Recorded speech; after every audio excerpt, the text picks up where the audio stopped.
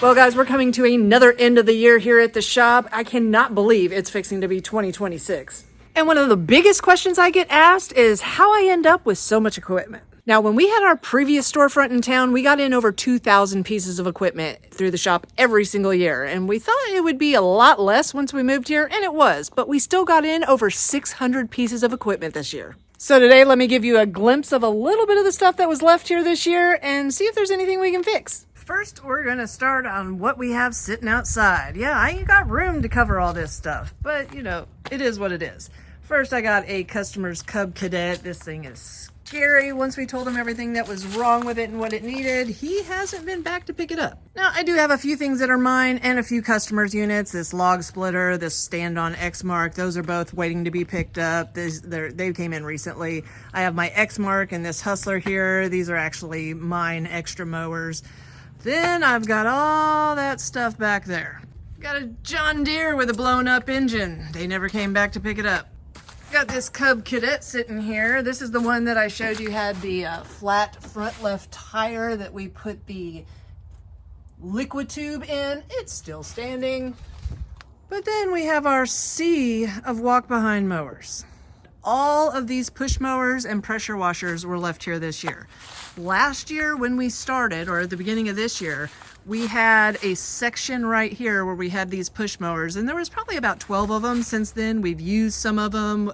We've kept some decks back there, but that's about it from last year's stash.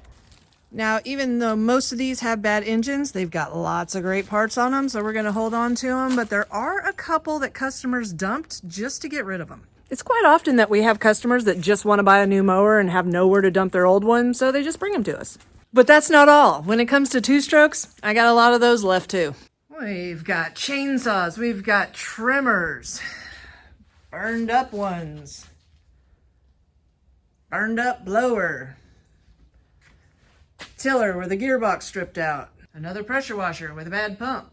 And that's just one shelf. I got this one over here, which my stuff is mixed in with this one. Like I got my blowers down here and some new chainsaws, but there's a few units on here that are customers that they never picked up. Now these are still inside because we're gonna call the customer one more time, make sure that they don't want their stuff before we start stealing parts off of them. But that doesn't include what I got outside.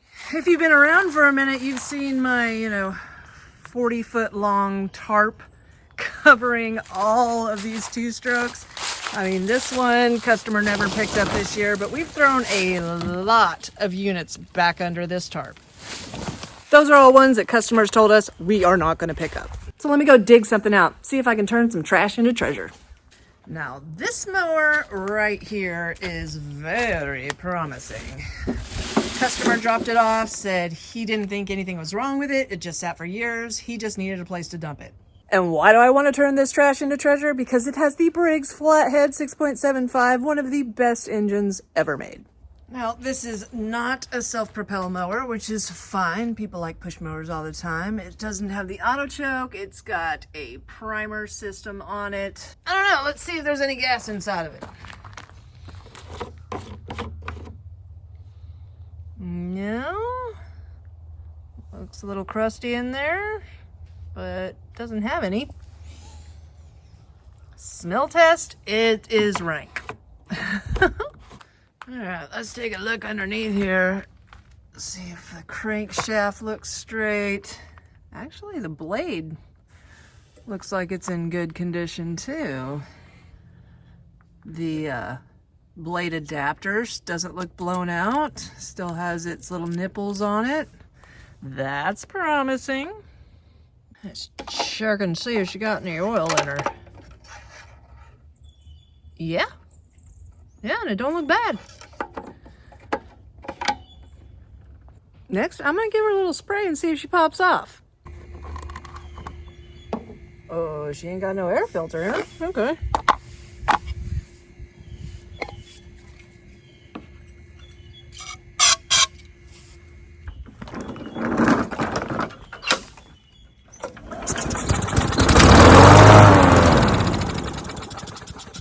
Oh, she got potential. Oh, yeah, she does. So, we just gonna throw a little gas in her and see if she takes off?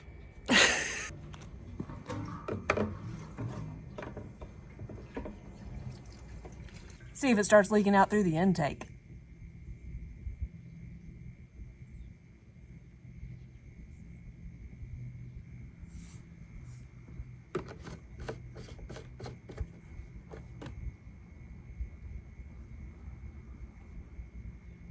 Well, it's not leaking. All right. Give her a little prime action here. A little more than you normally would, just in case. Ooh.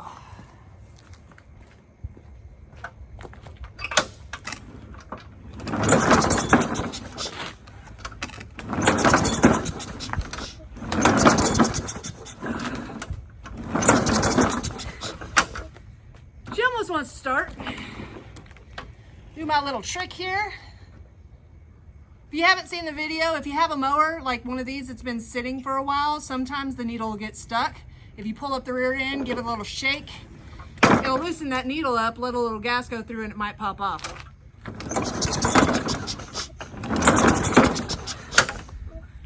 Nope, this thing ain't getting no fuel.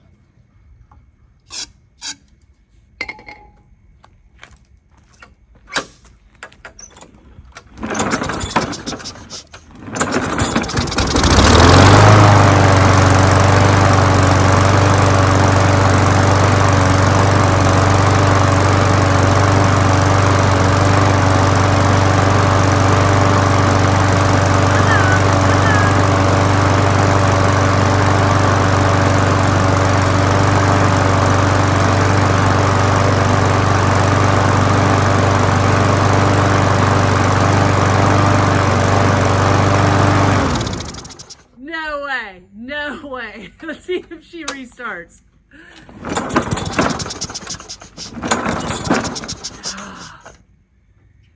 Let's try to prime her again.